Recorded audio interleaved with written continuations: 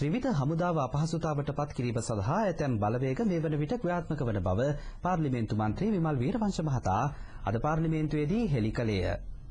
මෙම තත්ත්වය සැලකිල්ලට ගනිමින් බුද්ධිමත්ව ක්‍රියා කළ යුතු බවද වීරවංශ මහතා විශේෂ ප්‍රකාශයක් කරමින් පාර්ලිමේන්තුවේදී පැවසීය.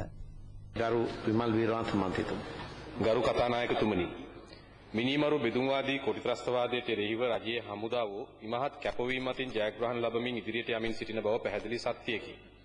ගෙවුණු කාලය තුල මෙරට යුද නාවුක හා ගුවන් හමුදාවන් මෙන්ම පොලිසිය හා සිවිල් ආරක්ෂක බලකාය ඔප්පු කර පෙන්වා දී ඇත්තේ ඇතමුන් ඉතා බල සම්පන්නයේ හඳුන්වා දෙන ලද මිනිමරු බෙදුම්වාදී කොටිත්‍රස්තවාදයේ පරාජයට පත් කිරීමේ ඉහළ හැකියාව Taman සතුව ඕනෑවටත් වඩා හොඳින් පවතින බවය.